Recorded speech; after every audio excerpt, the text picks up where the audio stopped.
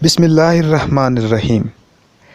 ریاض احمد چودھری صاحب کی کتاب صاحب حال سے ایک اقتباس، جس کا عنوان ہے بہو کوئی غلط سنا، آپ کی خوبصورت سماعت کی نظر کرتا ہوں۔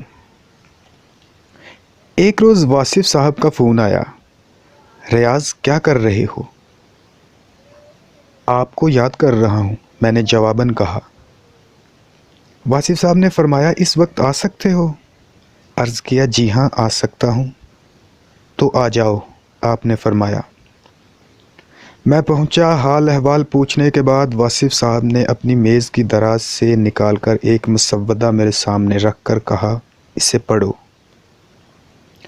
میں نے مسودہ پڑھا۔ تھوڑی دیر بعد میرے حلق سے خود بخود واہ واہ اور سبحان اللہ نکلنے لگا۔ اس دوران واصف صاحب بغور میری طرف دیکھ رہے اور مسکرا رہے تھے۔ میری بے اختیار داد نے انہیں خوش کر دیا تھا۔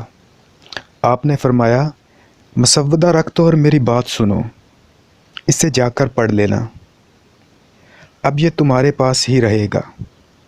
میں نے تعمیل ارشاد کی اور مسودہ میز پر رکھ دیا۔ تمہاری نظر میں کوئی اچھا کاتب ہے؟ میں نے کہا جی ہے۔ پڑھ کر مسودہ اسے دے دو اور جس قدر جلد ہو اس کی کتابت مکمل کرا دو۔ میں نے کہا بہت بہتر، میں مسودہ کل ہی کاتب کے سپرد کر دوں گا۔ آپ نے کتاب کا نام کیا رکھا ہے؟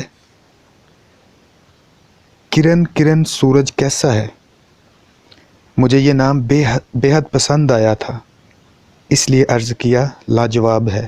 صاف پتہ چلتا ہے کہ آپ وحدت الوجود کے میدانوں میں جھنڈا گاڑنے والے ہیں، اور یہ کہ اس سے آپ کے مسلک اور آپ کی فکر بلیغ کا اندازہ ہو جاتا ہے۔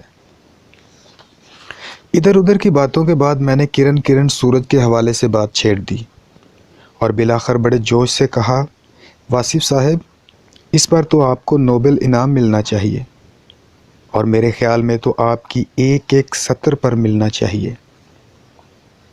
واصف صاحب نے خوش ہو کر فرمایا، ریاض جیسے تم داد دے رہے ہو ایسے ہی بہت عرصہ پیشتر ایک اور شخص بھی مجھے یوں ہی داد دیا کرتا تھا۔ تمہاری بے ساختہ داد سے مجھے وہ شخص یاد آ گیا ہے۔ یہ کہہ کر واصف صاحب تھوڑی دیر کے لیے خاموش ہو گئے۔ میں نے عرض کیا، واصف صاحب وہ شخص کون ہے؟ آپ نے فرمایا، ہمارے محلے میں ایک شیر فروش کی دکان تھی، ہم اسی سے دودھ دہی خریدا کرتے تھے۔ وہ میرے لیے دودھ کا ایک پیالہ الگ رکھ چھوڑتا تھا، اور جب تک میں اس کی دکان پر جا کر وہ دودھ کا پیالہ پی نہیں لیتا تھا وہ میرا انتظار کرتا رہتا تھا اور دکان بند نہیں کرتا تھا۔ کئی بار ایسا ہوتا کہ مجھے دودھ پینا یاد نہ رہتا، اور کافی رات گزرنے پر جب بھی یاد آتا تو میں دوڑا دوڑا اس کی دکان پر جاتا اور اسے اپنا منتظر پاتا۔ میں فٹافٹ پیالہ ختم کرتا تاکہ وہ گھر جا سکے۔ ایک وقفے کے بعد واصف صاحب نے فرمایا، ریاض بتاؤ وہ ایسا کیوں کرتا تھا؟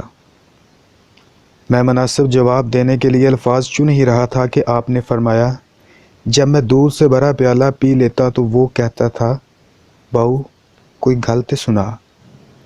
ریاض یہ میرے لڑکپن کی بات ہے، اس کا مطلب ہے اس وقت بھی میری بات میں کوئی بات تو ضرور ہوتی ہوگی۔ تمہارا کیا خیال ہے؟ میرا خیال ظاہر تھا۔ میں نے کہا یقیناً آپ پر یہ کرم نوازی بہت پہلے سے ہی ہے۔